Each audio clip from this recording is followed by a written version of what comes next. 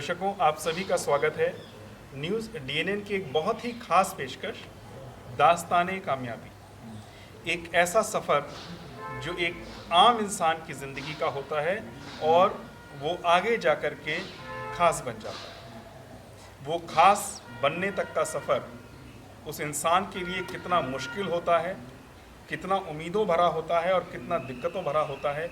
हमारा प्रयास रहा है, चाहे कोई राजनेता रहा हो, चाहे कोई अपना बिजनेसमैन रहा हो, हमने पूरी ईमानदारी से और उन लोगों ने भी अपनी ज़िंदगी में पूरी ईमानदारी से अपनी ज़िंदगी की एक एक सच को बयां करा। यहाँ तक बयां करा, आज जो शख्सियतें ऊंचे मुकाम पर बैठी हैं, उन्होंने ये तक बताया कि कभी जब उन्होंने अपने जीवन की शुरुआत करी थी तो अपने माता पिता के साथ एक छोटे से कमरे में 5 लोगों का परिवार, 4 लोगों का परिवार, 8-8 बच्चों के साथ एक कमरे से ज़िंदगी शुरू करके आज वो एक अच्छे शिखर पर पहुँचे और एक अपनी पहचान बनाई।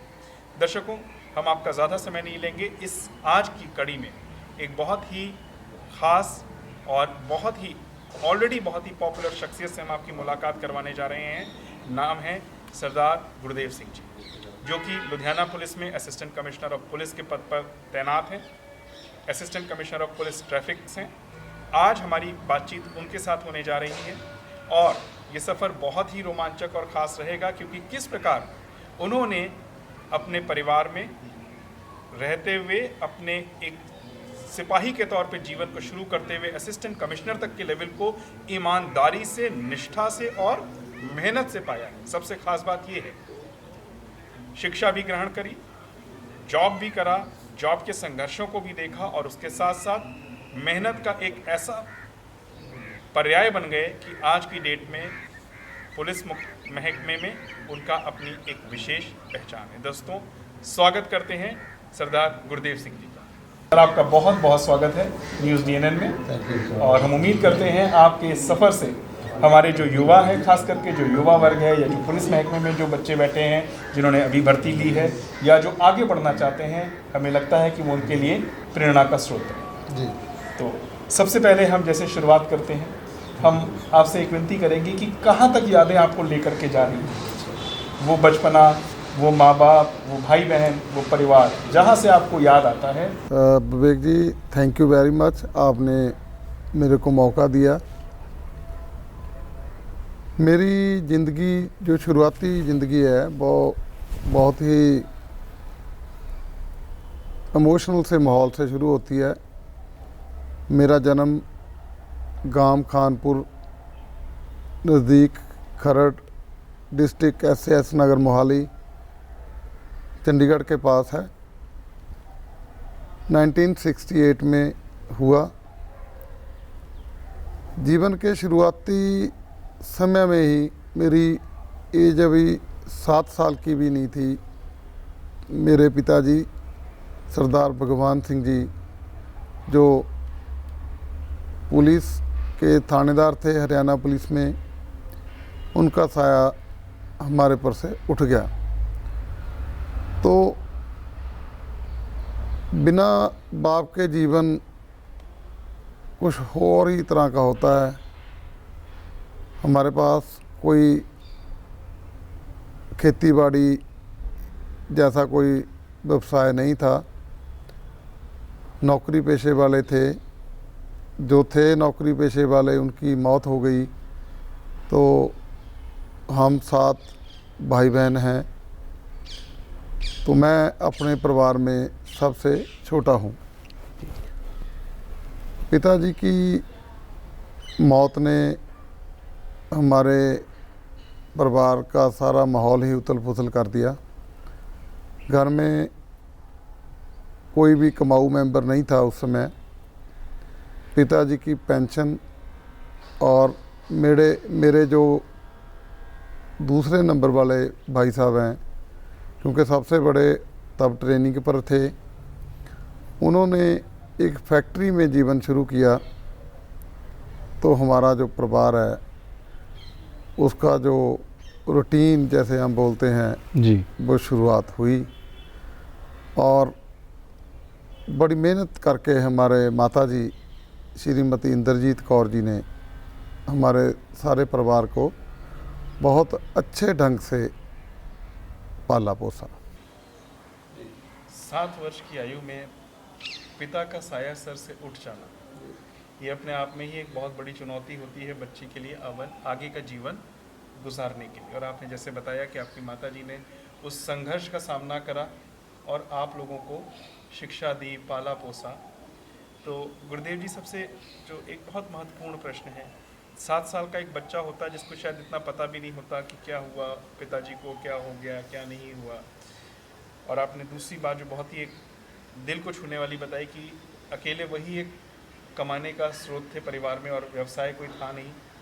उस कंडीशन में माताजी ने शिक्षा को कैसे आपकी जाए, क्योंकि 7 साल का बच्चा, मेरे ख्याल से उस समय तो पढ़ाई शुरू होती है बच्चों की, उस समय अगर हम बात करें 70 की। जी, उस समय 76 में मेरे पिताजी की मौत हुई, तब मैं तीसरी कक्षा में हुआ था। तो हमारा school Henderson memorial girls high school था, प्राइमरी तक को एजुकेशन था। मेरे बड़े सिस्टर भी वहीं पढ़ते थे, तो वहीं से जीवनचर्या जो है वो स्टार्ट हुआ। मैंने प्राइमरी की स्कूलिंग मेरी हैंडरसन स्कूल से हुई। उसके बाद मैं जो मेरा मैट्रिकुलेशन है 1983 में मैंने खालसा हायर सेकेंडरी स्कूल खरड़ से मैंने 83 में मैट्रिकुलेशन की और उसके बाद 84 में मैंने अपनी हायर सेकेंडरी की एजुकेशन कंप्लीट कर ली। मेरी एज उस वक्त 15.5 साल की थी, तो अभी मैं नौकरी करने के लायक नहीं था जी। तो इसलिए कुछ और करने का सोच ही नहीं था सकता। घर में मैं और मेरे से बड़ा भाई, हमने पशु भी रखे हुए थे और साथ में हम पढ़ते भी थे। तो उसके बाद मैंने गवर्नमेंट कॉलेज मोहाली में एडमिशन मेरा हुआ और मैंने जो मेरे सब्जेक्ट थे जी, पहले मेरे बड़े भाई साहब ने मेरे को नॉन मेडिकल दिलवाया, परंतु मेरे साथ वाले सभी दोस्त जो हैं वो आर्ट्स में चले गए।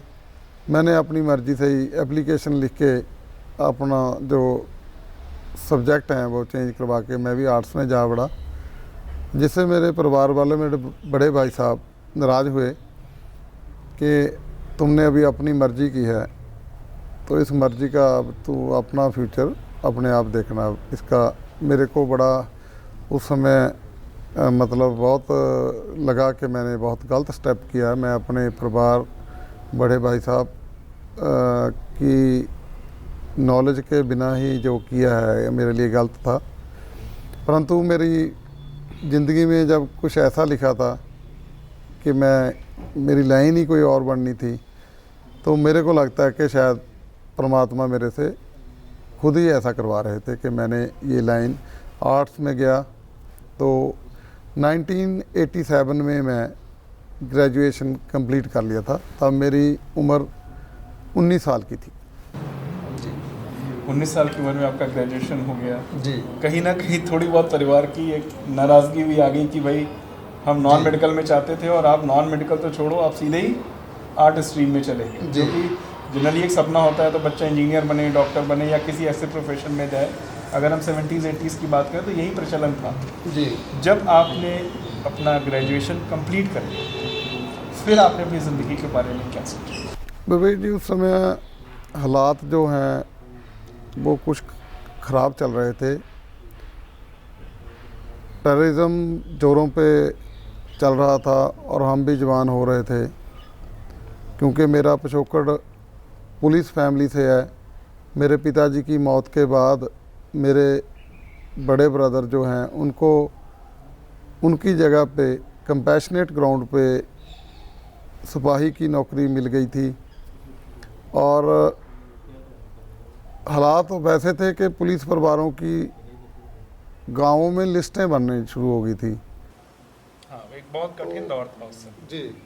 तो उसमें जो हमारे परिवार की भी, मेरे चाचा जी थे, सरदार संत सिंह, उनको पता चल गया था कि गांव में ऐसी लिस्टें बन रही हैं, तो उससे जो एक मन में कहीं ना कहीं एक डर बैठ गया कि ये किसी गलत तरफ, जो हमारा मेरे पिताजी का पुलिस में सर्विस करना, मेरे ब्रदर का उनकी जगह पे काम करना, और एक हमारे ताया जी के बेटे वो चंडीगढ़ पुलिस में उस समय सब इंस्पेक्टर थे, तो जो मेरा भी जो मन है वो इसी ओर जाने लगा कि मेरे को भी पुलिस की तरफ जाना चाहिए। तो मैं एमए सोशियोलॉजी पंजाब यूनिवर्सिटी में एडमिशन लेने के लिए मैं गया। मेरी एडमिशन हो गया, क्योंकि मेरी ग्रेजुएशन जो है वो पंजाबी यूनिवर्सिटी पटियाला से थी। मेरे से माइग्रेशन सर्टिफिकेट की डिमांड की गई जी। तो मैंने माइग्रेशन सर्टिफिकेट जमा करवाना था और एडमिशन फीस जमा करानी थी, और मेरी एडमिशन जो है हो चुकी थी। परंतु उन दिनों में चंडीगढ़ पुलिस में कांस्टेबल की जो रिक्रूटमेंट है वो निकली हुई थी।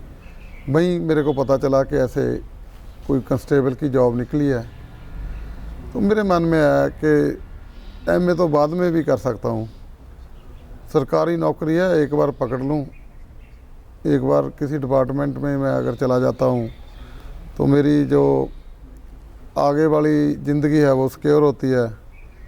मैंने वहाँ पे ही अप्लाई कर दिया, मेरे पास सर्टिफिकेट तो था ही, मैं एडमिशन लेने गया था जी। तो यकीन मानिएगा कि 10 दिनों में सारी प्रक्रिया होने के बाद मेरी जो सिलेक्शन हो गई, और मैं चंडीगढ़ पुलिस में, मेरे वो दिन याद है, मैं और मेरे से बड़े भाई हम लिस्ट देखने गए। मेरे ब्रदर ने ऊपर से और मैंने नीचे से अपना नाम ढूंढना शुरू किया, तो जल्दी ही मेरा नाम जो है मेरे ब्रदर ने देखा, मेरा नाम पहले में ही था और मेरी चंडीगढ़ पुलिस में सिलेक्शन हो गई, और मैं खुशी खुशी घर आ गया। परंतु क्योंकि मेरे ब्रदर इस जॉब को अच्छा नहीं थे समझते, उनको मैंने आहिस्ता आहिस्ता, वो भी चंडीगढ़ पुलिस में डेपुटेशन पे आए हुए थे, उनको बताया कि ऐसे ऐसे मेरी भी सिलेक्शन चंडीगढ़ पुलिस में हो गया। तो पहले तो वो हंसे कि पुलिस में नौकरी पकड़ना इतना आसान नहीं है, जितनी जैसे आप बता रहे हो कि नौकरी बड़ी मुश्किल से मिलती है। मैंने फिर उनको अपना जो मेरे को रिक्रूटमेंट का जो अपॉइंटमेंट लेटर उन्होंने मेरे को दिया, जब मैंने वो दिखाया तो वो गुस्से हो गए कि ग्रेजुएशन करके भी तू सिपाही भर्ती हो रहा है, क्या ज़रूरत है, पढ़ने की क्या ज़रूरत थी। लोग कहेंगे कि हम तेरे को आगे फर्दर स्टडी नहीं करवा सके। तो मैं उनको रिक्वेस्ट की कि मैं वादा करता हूँ कि मैं जो आपके मन में है, मैं एमए भी करूँगा, पर मेरे को जाने दीजिएगा। वो नाराज़ थे, तो मैं अपने ताया जी के बेटे से सलाह मांगी कि मेरे को क्या करना चाहिए। उन्होंने मेरे को गो अहेड का इशारा दिया, और मैं नेक्स्ट डे मैं नौकरी के लिए निकल पड़ा। मेरे पिताजी का जो लोहे का ट्रंक था, उसी ट्रंक को लेके उसमें अपना जो ज़रूरी सामान है जो पाके मेरे माताजी मेरे को हमारे गांव की जो जू होती है जी। वहाँ तक छोड़ने के लिए गए, और मेरा दोस्त मेरे को बस पकड़ाया, और मैं जब से गांव से निकला अभी घर से बस बाहर ही सेवा कर रहा हूँ। दर्शकों, एक बहुत सुंदर सी बात है, आज हम जैसे जैसे चाहे छोटी नौकरी पे जाए, चाहे बड़ी नौकरी पे जाए, चाहे छोटा सा व्यवसाय भी करें, हम कहीं ना कहीं अपने एक ईगो ट्रिप में चले जाते हैं। हमारे देश की, हमारी संस्कृति की, हमारी मिट्टी की विशेषता है हमारे रिश्ते और उनका सम्मान। गुरुदेव जी से बात करते हुए आपने सुना होगा, इन्होंने कितने सुगमता से और सरलता से बताया कि जब इनका job as a constable Chandigarh police में लग भी गया, इन्होंने उसके लगने के बावजूद भी अपने परिवार को, अपने रिश्तेदारों को उसके लिए सहमत करा। अपने भाई से बातचीत करी, अपने ताया जी से बातचीत करी, अपने ताया जी के बेटे से बातचीत करी और सबसे सहमति मिलने के बाद उन्होंने अपने उस सफ़र को आगे बढ़ाया। सर, अब उसके बाद जो एक बहुत अहम पड़ाव आता है, आपकी शिक्षा कहीं ना कहीं एक तरफ, कहीं ना कहीं जॉब से आने से फ़र्क पड़ता है। वो फ़र्क और उसके बावजूद भी अगर हम आपकी उपलब्धियां देखें, जो हमारे दर्शकों को जाइएगा नहीं, बहुत ही छोटे से हिस्से में आपको सारा कुछ हम बताएंगे, किस तरीके से इन्होंने अपनी शिक्षा जारी रखी, किस तरीके से इन्होंने ऊंचाइयों के उन मुकाम को छुआ कि आज इस शख्सियत को पूरा शहर में ही पुलिस महकमा बहुत अच्छे तरीके से जानता है और एक बहुत ही लोकप्रिय पुलिस अधिकारी हैं। हम आपसे जानना चाहते हैं, उसके बाद जब आप चले गए वहाँ से, घर से निकल गए एक बार सेवाएं देने के लिए पुलिस में, फिर आगे का सफर। विवेक जी, जो पुलिस की और कांस्टेबल रैंक की जो ट्रेनिंग है जी, वो बहुत हार्ड होती है। ट्रेनिंग के लिए हमारे को चंडीगढ़ पुलिस की ओर से police training school Madhuban Karnal के पास हरियाणा में है, वहाँ भेजा गया। और ये मेरे लिए बड़ा मुश्किल सा काम था कि मैं अपनी माताजी को और परिवार को छोड़ के पहली बार कभी बाहर निकला था। और जो मैं अपनी माताजी से जिस कदर जुड़ा हुआ था, वो जो घड़ी है वो मेरे लिए बहुत मुश्किल घड़ी थी। और पिताजी का ना होना और माताजी का ज़्यादा प्यार करना, परिवार का ज़्यादा प्यार करना। मेरी 3 बहनें हैं, अभी 2 की उनमें से मौत हो गई है।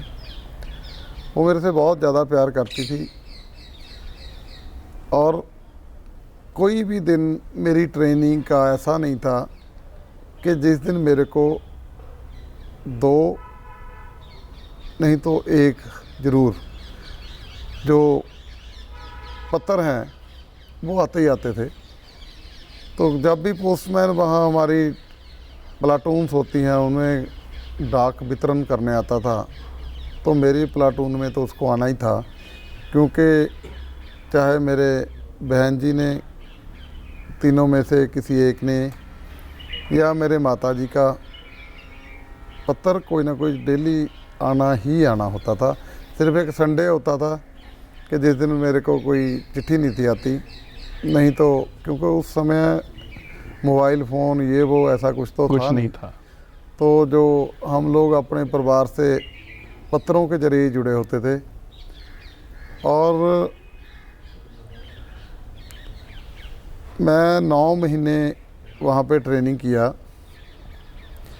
अगर 270 दिन मैं वहाँ रहा तो 300 से ज़्यादा चिट्ठियाँ जो थी। ये कहीं ना कहीं आपका परिवार और आपके परिवार के साथ आपका जुड़ाव बताता है। मेरा घर में छोटा होना और पिताजी के बाद सभी जो मेरे परिवार मेंबर मेरे को बहुत प्यार करते थे, तो उनको भी पता था कि ये घर से कभी निकला नहीं है। तो डेली मेरे को, जैसे आपको बताया कि मेरे पास 2 बड़े बड़े बंडल थे जब मैं, और मेरे में एक खासियत थी कि मैं कोई भी जो पत्थर मेरे घर से आता था मैं उसको कभी फेंका नहीं था, और मैं उसको इकट्ठा कर करके रखी जाता था।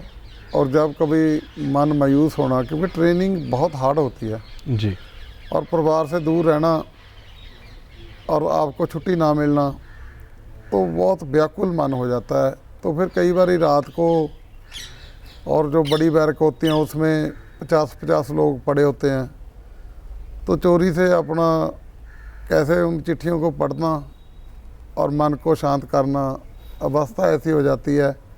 वो जिसने अपनी फैमिली के बिना दिन गुजारे हैं, इस माहौल को वही समझ सकता है। और ख़ास करके उस समय तो बहुत मुश्किल था, क्योंकि टेक्नोलॉजी थी ही नहीं एक तरीके से देखा जाए। तो पत्र ही एक बहुत बड़ा सहारा होते थे, कहीं ना कहीं वो हमारे लिए मॉरल सपोर्ट होते थे उससे। जी, शिक्षा के साथ इन ऊंचाइयों तक पहुंचने का सफर, जो अगला पड़ाव हमारा है।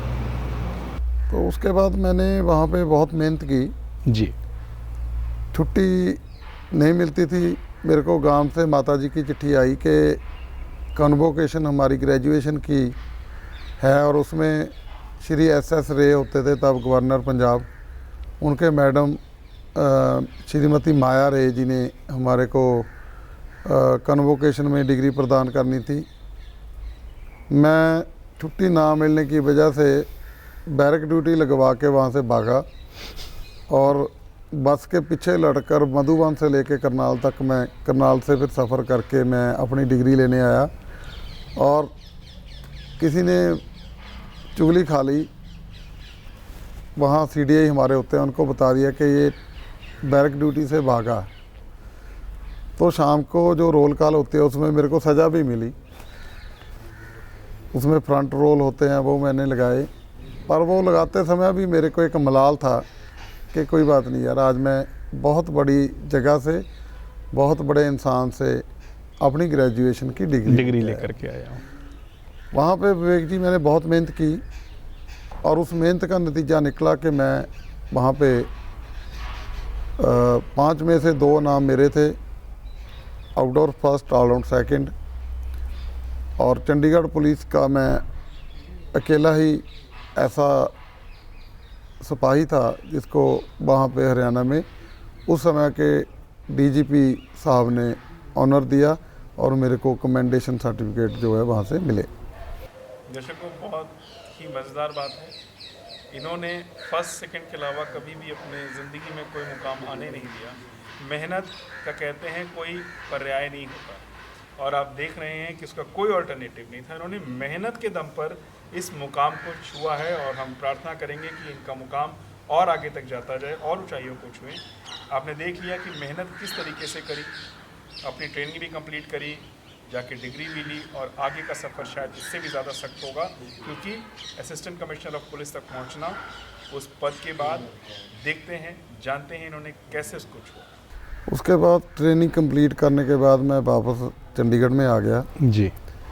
वहाँ पर आकर मेरे मन में जो था कि ब्रदर को मैंने जो वादा किया है कि MA की डिग्री मैं आपको दूंगा, तो मैंने प्राइवेटली पंजाबी यूनिवर्सिटी पटियाला से MA सोशियोलॉजी करनी शुरू की और मैं नाइट ड्यूटी लगवा के पेपर देने जाता रहा।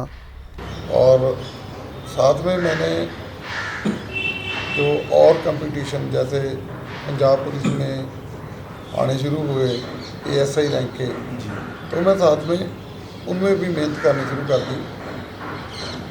तो करीब 3.25 साल मैं वहाँ पे चंडीगढ़ पुलिस में सर्विस की और मैं बीच बीच तैयारी करता रहा और मैंने MA की डिग्री जो है वो हासिल कर ली। ब्रदर को दे के अपना जो मेरे मन में था कि कोई बोझ है, उस बोझ को हल्का किया कि जो मैंने आपसे वादा किया था मैं पूरा कर दिया। MA सोशियोलॉजी करने के पश्चात मैं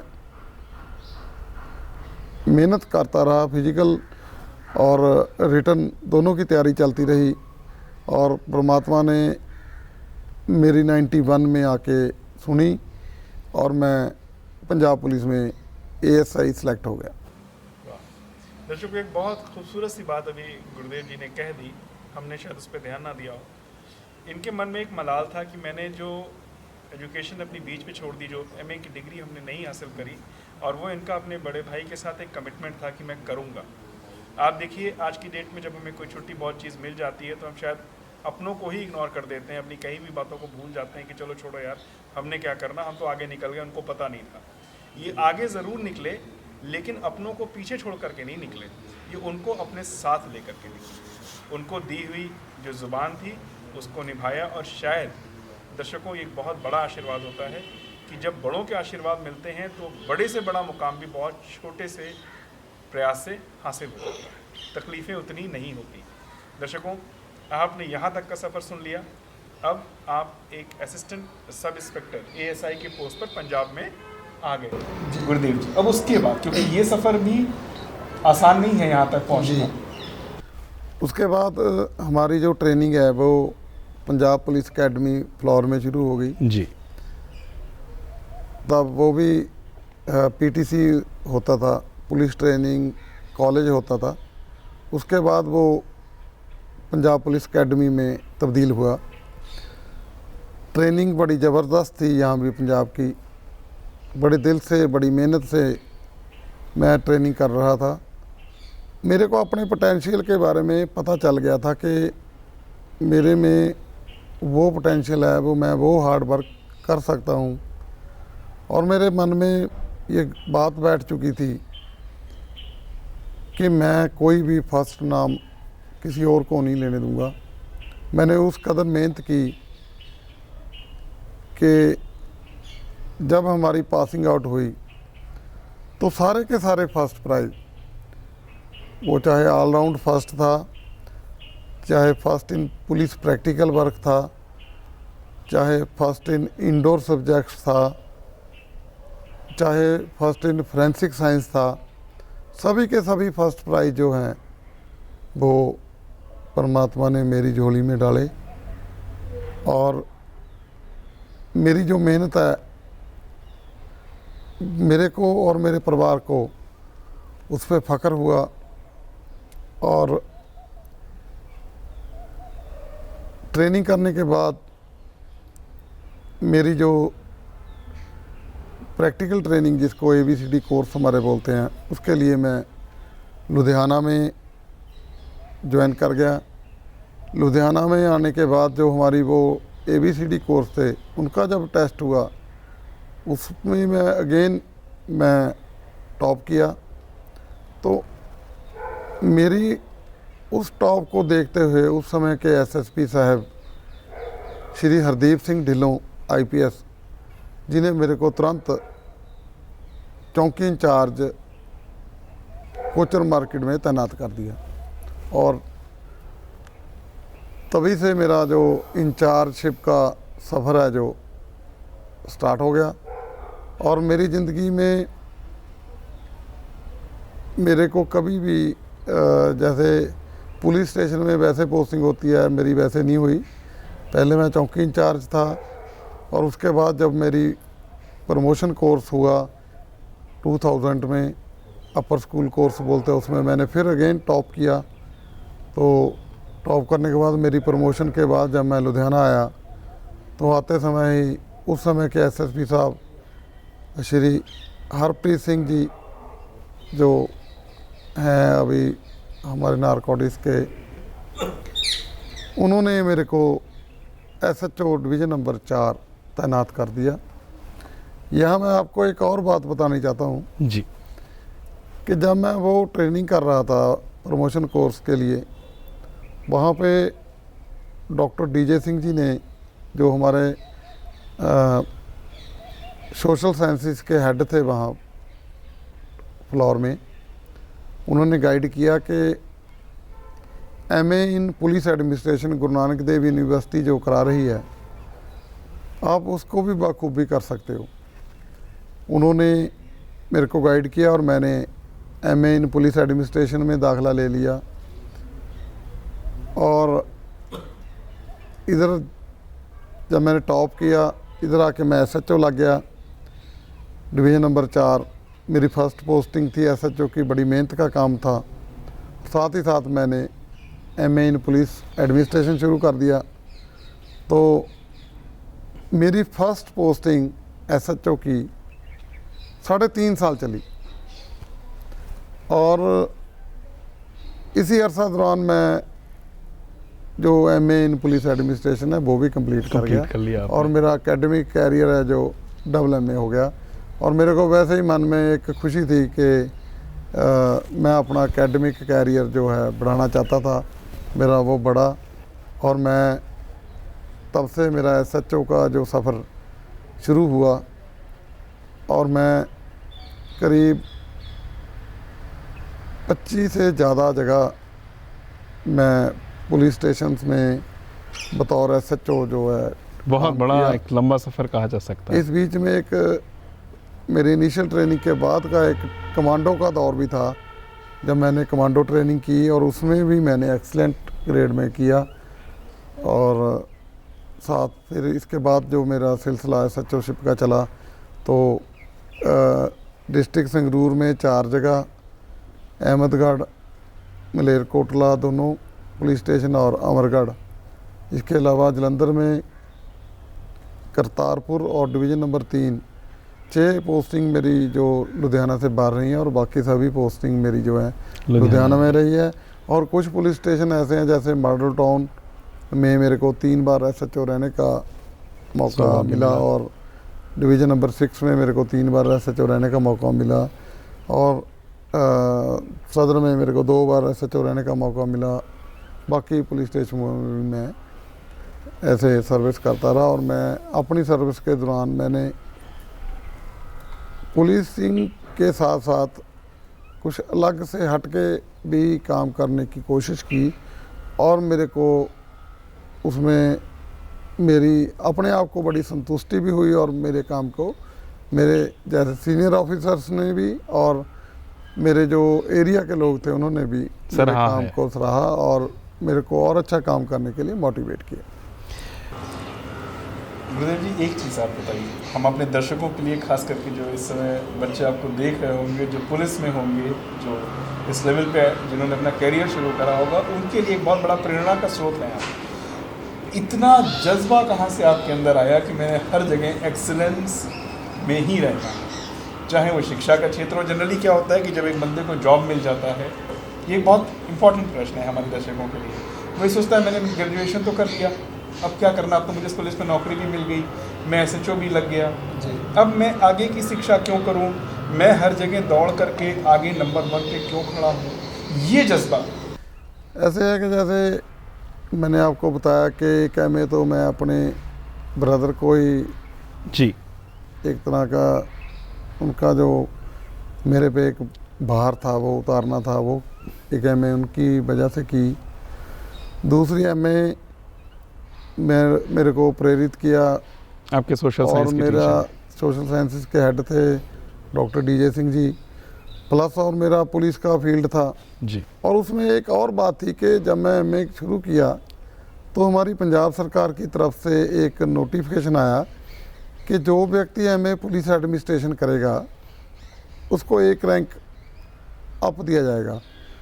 और आपको जान के खुशी होगी कि मैं सिर्फ 8-9 महीने ही जो है सब इंस्पेक्टर की वर्दी पहनी तो मेरे को मेरी MA पुलिस एडमिनिस्ट्रेशन की वजह से आउट ऑफ टर्न जो प्रमोशन है जो मेरे को मिली और मैं अपने बैच का सबसे पहला इंस्पेक्टर बनने का भी मेरे को मान हासिल है। तो मैंने अपने बैच में सबसे पहले जो इंस्पेक्टर रैंक को अचीव किया और ये भी था जो मेरे को हार्ड वर्क करने के लिए प्रेरित करता रहा। और वैसे भी एक कहावत है कि hard work is always rewarded. जब आप कोई लेवल आप फिक्स कर लेते हो उससे पीछे आना मंजूर नहीं होता, उससे आगे तो आप जा सकते हो, कोई आपने लाइन खींची है उसके अगर आप पीछे आओगे तो अपने आप को अपने मन से आप गिर जाओगे और ऐसा कोई भी मनुष्य नहीं चाहता कि जो मैंने एक टारगेट फिक्स कर दिया उससे मैं नीचे जाऊं।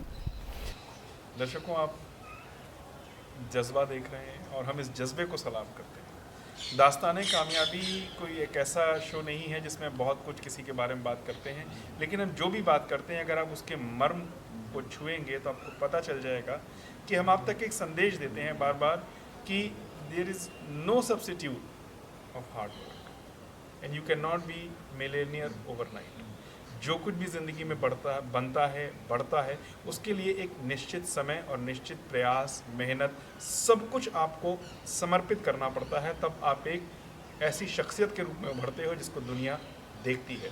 और ऐसी शख्सियतों को न्यूज़ DNN सलाम करता है। गुरुदेव जी, यहाँ तक आप पहुँच गए, आपने SHO को भी सर्विसेज दे दी सारी, उसके आगे का सफ़र, क्योंकि आज दुनिया जानती है कि आप बहुत ही पॉपुलर हैं अपने आइडियाज़ की वजह से, अपने कंसेप्ट्स की वजह से। अगर हम लेटेस्ट की बात करें तो पैंडमिक के समय में जब कोविड-19 आउटब्रेक हुआ है पूरी दुनिया में, लुधियाना में आपने एक ऐसा सिस्टम डेवलप करा था policing and you can say social involvement, कि लोगों ने आपके साथ मिल करके व्यवस्था को इतनी जल्दी रातों रात कर दिया था ठीक कि कहीं पर भी कोई पैनिक नहीं हुआ था। जी।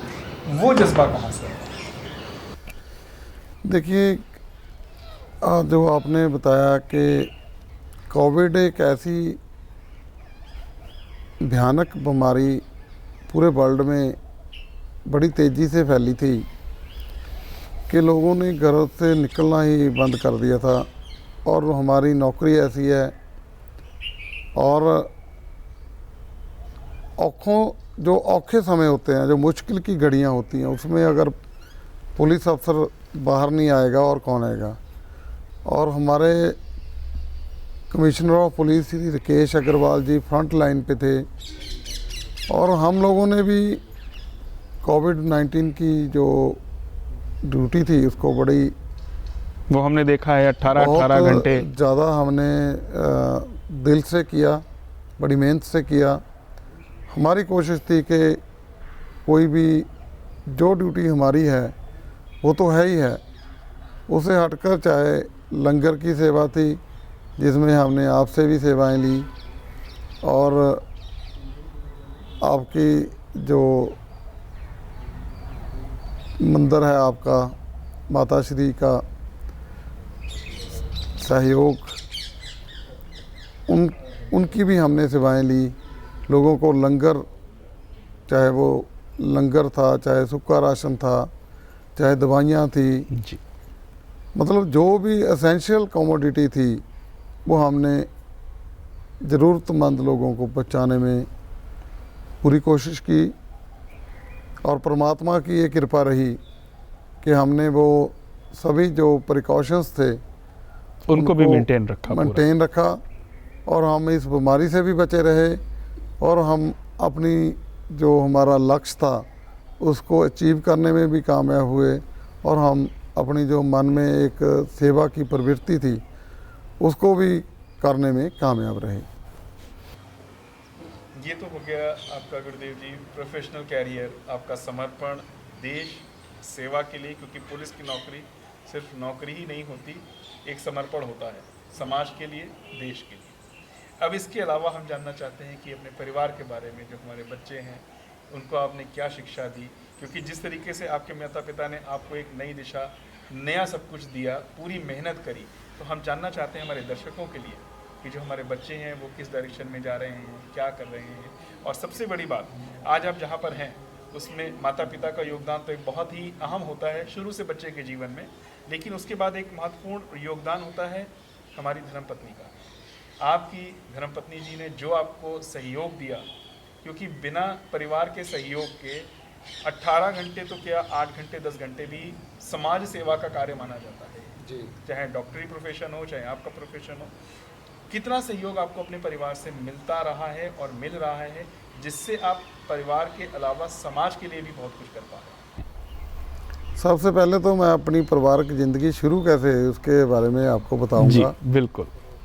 कि जो मेरे फादर इन लॉ थे, मेरे एक दोस्त हैं जो मेरे साथ ट्रेनिंग करते थे जी। मेरे फादर इन लॉ मेरे दोस्त को मिलने के लिए मेरे दोस्त के फादर के साथ आते होते थे जी। और यकीन करिएगा कि जो बचोला होता है ना शादी कराने में जी, वो भी मेरी मेहनत ही थी, कि मेरी मेहनत ही मेरा बचोला बनी। मेरे फादर इन लॉ ने मेरे को वहाँ ट्रेनिंग में ही देखा था, वो उनको मेरे दोस्त को राशन वगैरह देने आते थे, तो हम दूध वगैरह इकट्ठे पीते थे सभी जी। उन्होंने वहाँ पे मेरी लगन मेहनत को देखा। जब मेरे को ना मिले तो जो प्राइज़ विजेता होते हैं उनको अपने परिवार को बुलाने का ऑफ़र मिलता है। मेरे याद है कि तब मेरे फादर इन लॉ तो मेरे दोस्त के ताया जी थे जी। मैं उनको गेट से लेके अंदर आया। उन्होंने जो वहाँ पे मेरा जो माहौल देखा, कहीं ना कहीं इसकी जवान बेटी होती है, उसके मन में कई विचार होते हैं, और मेरे को उन्होंने उस अवस्था में ही पसंद कर लिया था। बहुत सुंदर। और आप हैरान हो गए कि मेरे फादर इन लॉ ने मेरा घर तक नहीं देखा। वो कभी मेरे गांव में गए ही नहीं थे जी। कि मैं कहाँ का रहने वाला हूँ। उन्होंने अपने तौर पे अपने तरीके से उन्होंने मेरे बारे में पता जो भी करना होता है, पिता ने, लड़की के पिता ने, वो उन्होंने किया। परंतु वो मेरे कभी भी मेरे गांव में मेरे घर वगैरह को देखने के लिए नहीं गए। और उन्होंने 93 में मेरी ट्रेनिंग कमांडो के बाद मेरी एंगेजमेंट हुई और 94 में मेरी मैरिज श्रीमती सुरिंदरजीत कौर जी के साथ हुई। और हमारे परिवार में हमारे 2 बेटियां, बड़ी बेटी गुरसिमरन और छोटी बेटी कोमलप्रीत ने जन्म लिया। जो अब बड़ी बेटी मेरी BA ऑनर्स LLM कर चुकी है और बहुत सुंदर। छोटी बेटी है जो मेरी वो BSc फाइनल ईयर में है। तो यही छोटा सा मेरा परिवार है। दर्शकों, हमने हर पहलू को देखा, इनके प्रोफेशनल कैरियर को देखा, इनके संघर्ष को देखा, इनके बचपने में झांक करके देखा। उस दर्द को आपने चेहरे पे महसूस करा होगा जो एक बच्चे के अंदर होता है जब उसके सर से पिता का साया छिन जाता है। कभी कभी हमारे जो एक्सप्रेशंस हैं वो शब्दों से ज़्यादा लाउड होते हैं और उनको सुना जा सकता है, बिना बोले सुना जा सकता है। वो हमने इनके साथ बातचीत में देखा, इनके संघर्ष, इनकी मेहनत और इनके जज्बे को नोटिस करा।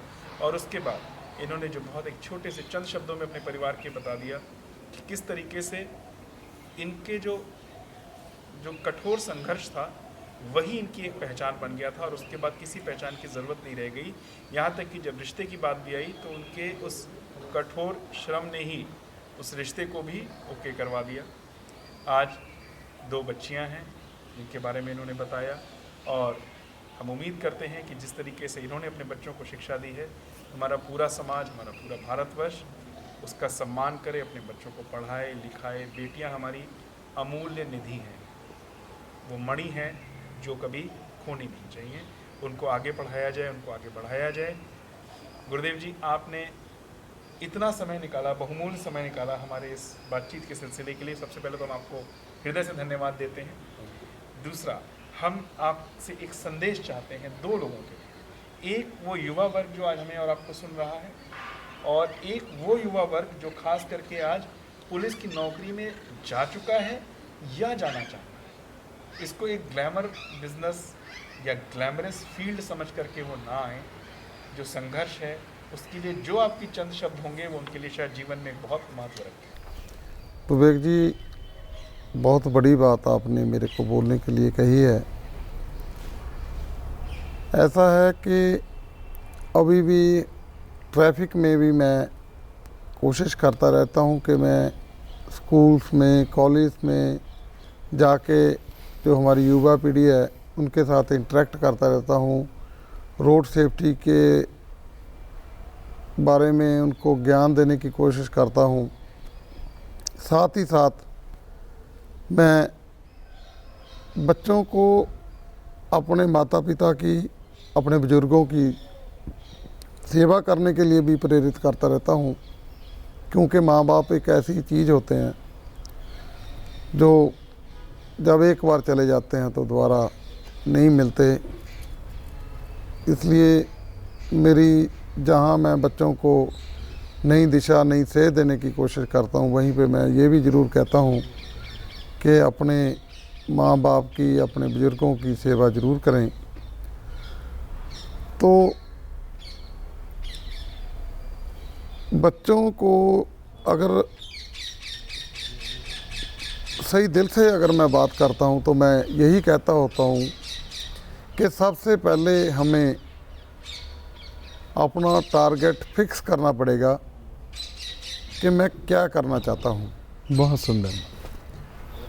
जब तक हम अपना टारगेट फिक्स नहीं करेंगे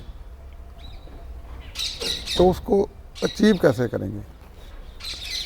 बड़ी छोटी सी एग्जांपल मैं देना चाहूँगा कि अगर हम ये पहले सोचेंगे कि हमने चंडीगढ़ जाना है, हमें अपना टारगेट फिक्स कर लिया कि हमने चंडीगढ़ जाना है, तब जो रास्ते हैं हम ढूंढेंगे कि हमने चंडीगढ़ किस साइड से जाना है। शॉर्टकट से जाना है या किसी सही रास्ते से जाना है। रास्ता आएगा, उसमें मुश्किलें भी आएंगी, बाधाएं भी आएंगी, रुकावटें भी आएंगी, पर जब हम सोच लेते हैं कि ये मेरा टारगेट है और ये मैंने अचीव करना है, तो इंसान अपनी सख्त मेहनत से उस टारगेट को अचीव कर लेता है। जैसे मेरा तो कुछ भी नहीं, कई बारी मैं जो, क्योंकि हर एक व्यक्ति का बचपन अलग है, हर एक परिवार का माहौल अलग है, कोई फाइनेंशियली साउंड है, कोई फाइनेंशियली डाउन है, कोई अप है, किसी के परिवार का कैसा माहौल है, किसी के परिवार का कैसा माहौल है। परमात्मा ने सभी व्यक्ति एक जैसे ही पैदा किए हैं, परंतु माहौल पे डिपेंड करता है कि आप कैसे माहौल में हो और उस माहौल में से आपको कैसे वैल्यूज़ पेरेंट्स द्वारा मिलती हैं। तो इतने इतने जो कामयाब लोग हैं, जब मैं कभी किसी सिविल सर्विसेज पास व्यक्ति से मिलता हूँ, अपने हमारे जो IPS ऑफिसर हैं उनको मिलता हूँ, IAS ऑफिसर्स को मिलता हूँ, PCS ऑफिसर्स को मिलता हूँ, तो हर एक व्यक्ति की एक अलग गाथा है। हमारा बचपन था, हमारी स्कूलिंग जिस माहौल में हुई, और वैसे स्कूलों से उठ के किसी मेरा तो लेवल भी नहीं है कि मैं किसी लेवल पे पहुंचा हूँ। तो जो अलग अलग माहौल से उठ के, अलग अलग जगह से उठ के किसी बड़े पैमाने पे पहुंचने वाले लोग, जैसे हम अपने साबका प्रधानमंत्री जी की, अगर डॉक्टर मनमोहन सिंह जी की बात करते हैं, हम अब्राहम लिंकन की बात करते हैं कि वो दीवे की रोशनी में पढ़ के इतने कामयाब हुए। तो मेरा कहने का मकसद ये है कि अलग अलग माहौल में अलग अलग बातें हैं। तो किसी भी गोल को पहले फिक्स कर लिया जाता है और फिर फिक्स करने के बाद उस गोल को अचीव करने के लिए सख्त मेहनत, सख्त कोशिश की ज़रूरत होती है। जो व्यक्ति अपना पहले टारगेट फिक्स करते हैं, उसको अचीव करने के लिए मेहनत करते हैं, वो श्योर है 100% कि वो अपने मकसद में जरूर कामयाब होते हैं। तो दूसरी बात कि ज़रूरी नहीं सफलता पहली ही कोशिश में मिल जाए। बार बार मेहनत करने से भी सफलता मिलती है।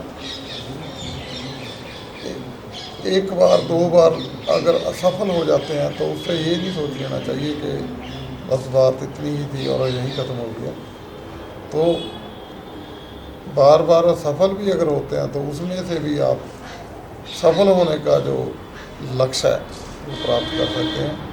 तो किसी भी नेगेटिव चीज़ को दूर करके पॉजिटिविटी को अपना के अपने मकसद में कामयाब हुआ जा सकता है।